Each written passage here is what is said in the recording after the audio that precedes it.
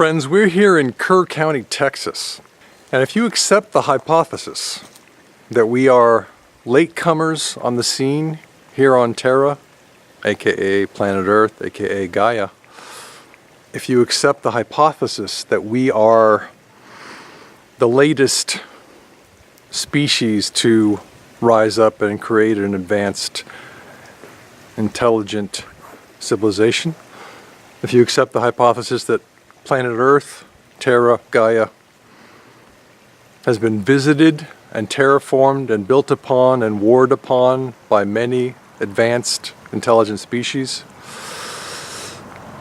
then we can talk about the possibility of the hollow Earth being inhabited by an intelligent race who decided to shield this planet from the possibility of asteroid hits. So if you've got a 5-mile wide or a 10-mile wide chunk of rock coming at you, you want to protect your planet, you want to protect your home, you want to protect the shell that's surrounding your world inside, right? So the walls of your home are the earth that we live on now, that we, the surface dwellers, live on. Hashtag surface dwellers, because that's who we are. But there are, it is hypothesized, people inside, races, perhaps humanity from the future who came back to protect their timeline, what David Wilcock calls the optimal timeline. That's from his insiders. So we have here the second in a series of videos called Texas Geology. And we are going to talk about shielding in this video, and we're going to talk about layering of ancient concrete. So this is Kerr County, Texas, and this is what I think of as shielding and not natural sedimentary layers, but concrete laid down by the ancients in softer and harder layers, okay? So you've got whatever layer here is stronger will be sticking out, yeah? And whatever layer is softer will be being eroded over time. Nearby we've got clear examples, and you'll find this in my video called Shielding. Just check out Jock Doubleday channel on YouTube.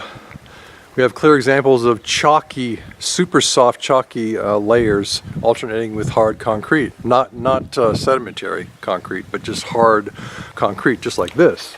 So this concrete, what I think of as ancient artificial concrete used to shield the Earth from asteroid impacts, was laid down, presumably, and this is the theory, as a way to direct kinetic energy from asteroids horizontally. So the asteroid's coming in vertically, and they want to direct the energy with a hard layer horizontally. Then there's the soft layer for cushioning, right? Then there's the hard layer, then there's a soft layer for cushioning, and it goes like that. Now also, I wanted to show you this other feature. Well, you can kind of see it here, but there's better examples of it. There's a stepped quality to the hills. They always step it. So here's the concrete stepped down, right? What's the point of that? And then step down again. If nature did this, why would nature always step the concrete? I mean, this is super, super, super hard concrete.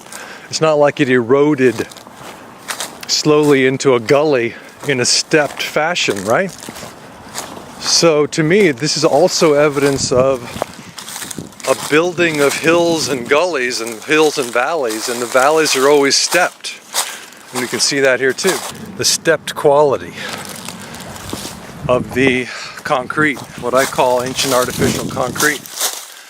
When I say ancient, I mean really, really, really old, because this is the rubble over millions of years from this old concrete. Here it's coming apart, but generally it's super, super, super hard, you know. really, really hard, but here's a little bit where you can kind of get a feeling for what's happening.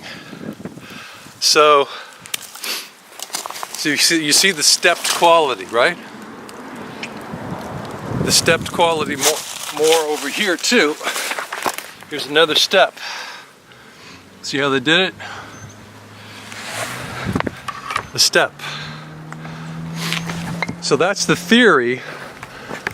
I'm going to show you another site just about half a mile from here that's got even more clear stepped concrete, and then we're going to finish up the video.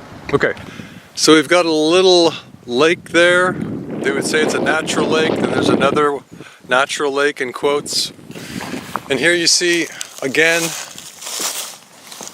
the stepping of this, what I call artificial concrete, okay? Why is nature stepping? It's the hillsides that go down into a valley, into a lake. Why is nature doing that? You know, it's all one thing. It's all one big molded, one could say if it's artificial, you would call it molded structure, and they stepped it, right? And they didn't have to be precious. And you see there, see how it's stepped all the way down? Stepped, stepped, stepped, everything. So they didn't have to be precious with how it was stepped, right? So I just want to put forth a theory that the hills and valleys, why would ancients build hills and valleys? It's a lot of work, right? Why would they terraform the earth with hills and valleys? If they're going to build it like that, why don't they just make it flat? It's so much easier. Well, if they're thinking about an asteroid impact, and the asteroid is very large, then a hill and a valley next to each other would be very, very effective in mitigating the kinetic energy of an asteroid. So let's say that the asteroid hits across two hills and a valley in between, right? The asteroid's kinetic energy, instead of going directly into the Earth and damaging it as much, would start to go horizontally. The hills would explode horizontally into the valley, into the empty space of the valley.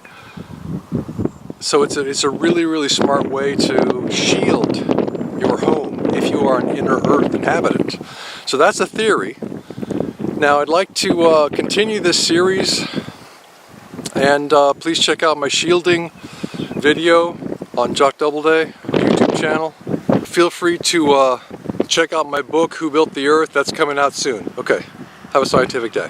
So at the beginning of the video, we were down in this gully down there, this where the river's running, right?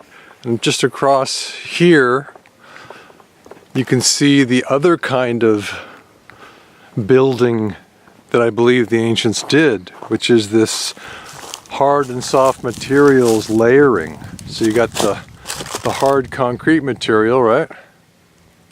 And then the soft, chalky material in between. It's gypsum in between. Really, really soft, crystalline material. Also, it's all crystalline, but the gypsum is chalky. So you got these. So it's always really, really soft, and then really, really hard, right? Really, really soft, really, really hard. Soft, hard, soft. So the hard layers explode the kinetic energy of an asteroid left and right horizontally, and the softer layers cushion it. So that's the idea of the alternating soft and hard layers as a shielding device. Okay.